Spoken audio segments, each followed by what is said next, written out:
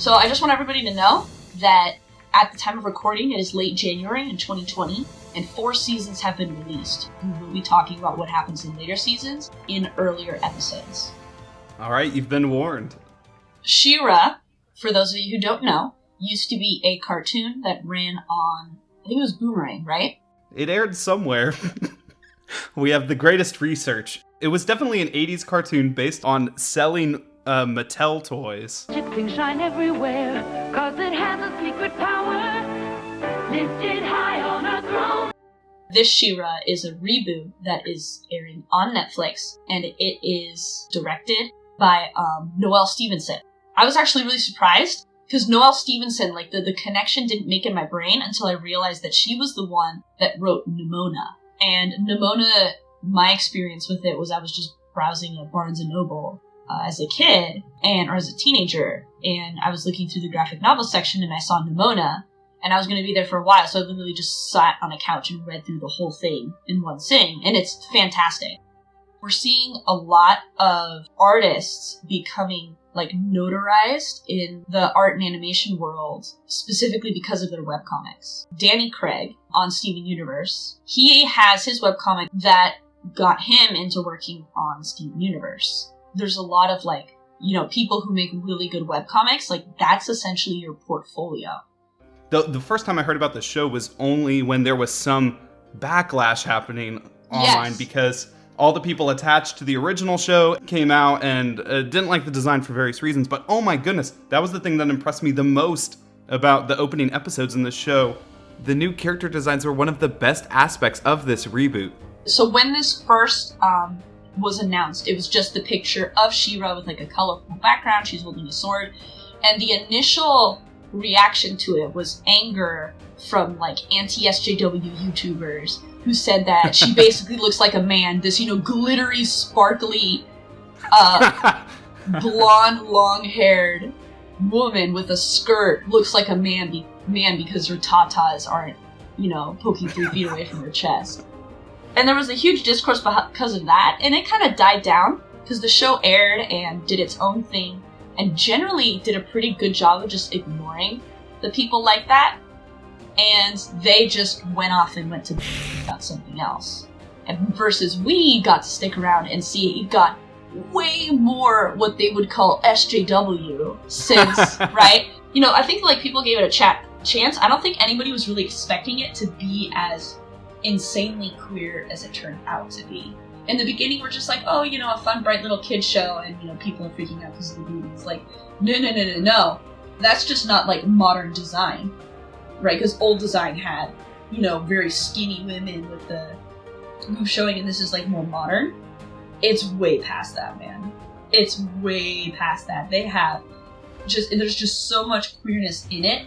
It's like Noelle Stevenson came up with me, can I make the absolute gayest show that could possibly exist? And it's, like, ingrained in every aspect of the character design and the story and the personalities of the characters. So, of course, we have, like, LGBT representation, but, like, it's not just, like, straight up, like, oh, look, here's some gay characters. It's like, it just, like, completely dissolves any, like, heteronormativity or cisnormativity or all that. Like, a lot of the characters express their gender in a very atypical way, which is, of course, the path to make it more accepted in the norm.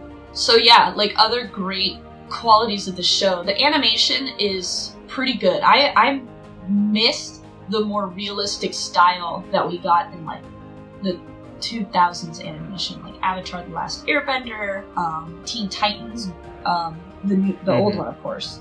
I'm trying to think of what else. It's hard.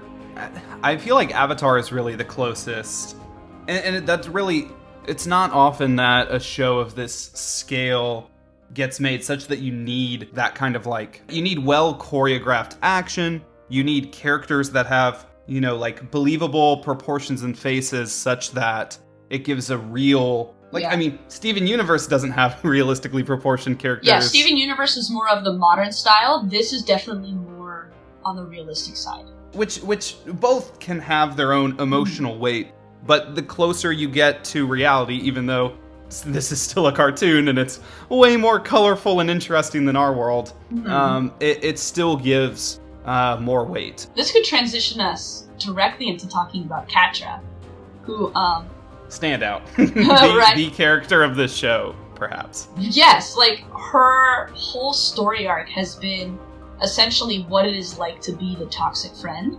And the creators have very specifically talked about this, like the kind of behaviors that an unhealthy friend will do, and just the complete inability to see how your actions hurt others, or even if you know that they hurt others, you feel like they deserve it because you can't be in the wrong, or everything you've done will be in the wrong. But yeah, like her motivations really confuddled people for a while. Like, why is she so desperate to do the wrong thing every time? And that's what I love so much about her character. Like, it not only has a character that does, like, self-destructive, antisocial things, but it kind of shows why and what leads a person to act that way. And, like, you think, like, her actions are super unjustifiable or inexplainable. Like, yo, why is Catra acting like this? Like, she's insane. But when you look deeper into her childhood and how she sees herself and how much she wants to prove herself, it starts to really make sense, which is the heartbreaking thing. Right? Catra grew up her whole life living in Adora's shadow and was told over and over again that she wasn't going to amount to anything, that she's, a big loser, piece of garbage, and now she's so desperate to prove those people wrong, it's all she cares about. Like, she has, like, a disguise for it. She says, like, oh, I'm doing these things for the Horde. I'm doing these things for the place that raised me. No, she's doing these things for approval and validation and attention. And that sort of illuminates her character in a way that's just so interesting, and how she gets a sort of sick satisfaction from hurting others because, she's been hurt before, and to her, it's vengeance. The way they tell her story is really well laid out from the opening episode. Like, each moment that defines both what we see in the present and in flashbacks, or even in the virtual dream flashback in one episode. Oh, that one was so good. Each one is like a distinct piece of why she's acting the way she is. They don't really repeat the same beat, which you could do with this kind of character. Yes. Each thing individually motivates her to feel worse about herself. Catra is like the embodiment of that Billie Eilish song Bad Guy, which of course everybody knows. Duh. But like, she's totally like, oh, so you think you're gonna be this big tough hero? Well, how do you like it when I'm your villain? She keeps digging into that role, right? Like, the way that you keep hoping, watching the show, that, she'll change or see something which, you feel the same way as Adora. But every time she's presented with something which could even be good for her, like, she's given multiple opportunities by Adora to join her, but we also see at each point she feels like either Adora is commanding her to do that, or that it still places Adora above her, and she just further sinks into what she's becoming. Yeah, her character's like, oh, you're gonna call me a Catra? I'll show you a Catra. Like, I need a good sound effect from the show to bleep that with. Catra. Yeah, and the characters, like, Catra might be one of the more complex characters we have out there, with, like, the most conflicting aspects of her personality. But there's so, like, the depth of the characters, the other characters in the show is so good as well. Like, we have Adora, who has this hero complex, like, she needs to save everybody, or she's a failure. And she just constantly struggles with not being good enough. Same with Catra. They were raised by the same parent. So they both suffer with the same idea of, like, if I don't meet expectations, that really she's setting for herself at this point. She's a big failure and everyone will die. And I love how she can be this insanely smart and tactical person and then just flip a switch and be the absolute dumbest character on the show. Her, Mo, and Glimmer get up to just so many hijinks. Of all the, like, voice acting in this show, Adora's voice actor is so standout, and the way that they write her to be so freaking, like, casual in some of the things she says, are like she's reacting to whatever is going on around her with like muttering under her breath. Okay, well, you've gone crazy. Got it. I'll just come back later. It's just like really funny delivery. Who's your favorite character so far? Glimmer. Glimmer? I love Glimmer. Dude, in the first Absolutely. season, she gets these moments where she, like, yells, where her voice, like, sort of just goes out, and it's so funny. What?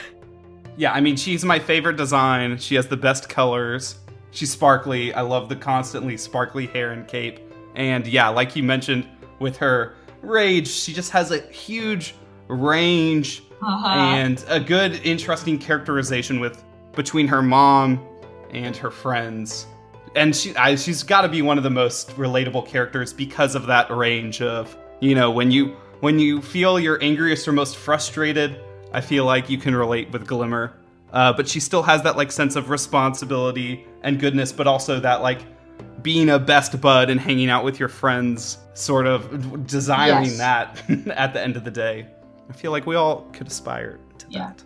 I love Adora. I loved how absolutely earnest she is. And how, you know, she struggles a little bit with understanding others and noticing her own needs and that kind of thing. But she just is so righteous and wanting to do the good thing to a fault. Where she might be a bit naive and like not understand why in this way of helping people might hurt them. But I just love her sense of duty, combined with the fact that she's just really dumb.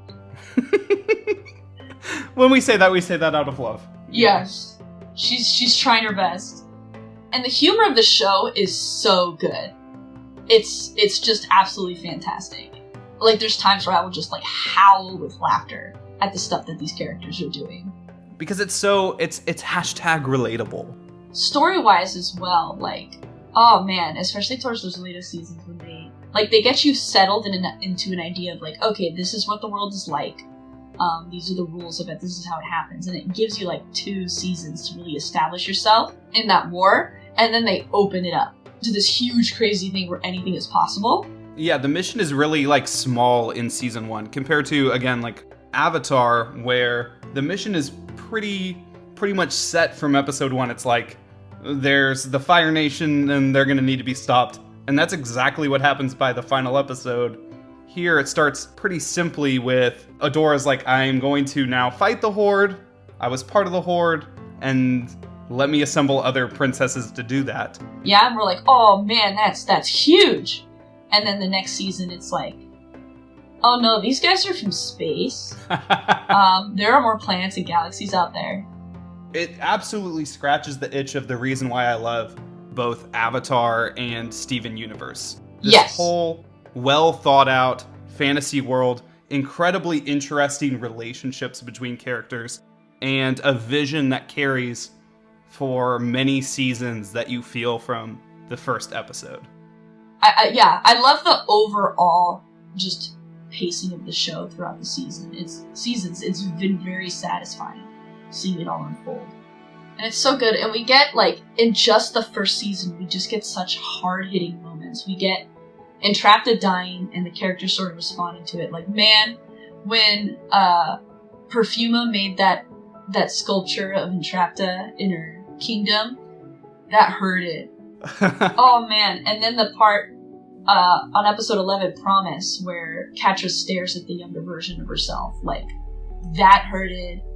Like, some really intense emotional moments, and that they managed to set up the context for it so well with so few episodes. Like, just 9 episodes into the very first season, we're getting these big moments that, of course, feel big because we know the characters and we've grown to love them in a short time. And I just want to highlight again that this is an adaptation, and yet it has developed to be so much more, in my opinion, than its original property. And, that was the only thing really that kept me initially from having interest in the show, is I was like, oh, isn't that like based on some toy brand? I don't still want to be sold another toy. What is this? That's not, this show is completely not that. It is beautiful how much care and detail all of the show creators have put into this to make something that is so beyond that. Yeah, and the original She-Ra was really made for a younger audience. What caterpillars? Oh no, Like, it doesn't have very much depth because it's not geared towards an audience that can process that depth. Versus She-Ra, like, while, yeah, it is a kid's cartoon, it has, like, this complex story that you have to be, like, quite a bit older to follow along to. And the fact that it's on Netflix makes it a lot more accessible to, adults who may not usually, like, go out of their way to watch cartoons. Because I love animation, and I'm always wanting to watch new animated stuff that comes out, but there's a lot of adults who are, like, think of animation as, like, a genre, and they're just not interested in it. But since it's on Netflix, which primarily adults use, they might see that and really get into it. Thank you guys for watching. We will be seeing you soon with discussions on seasons 2, 3, and 4. Yeah, let us know if you loved the first season of She-Ra as much as we did.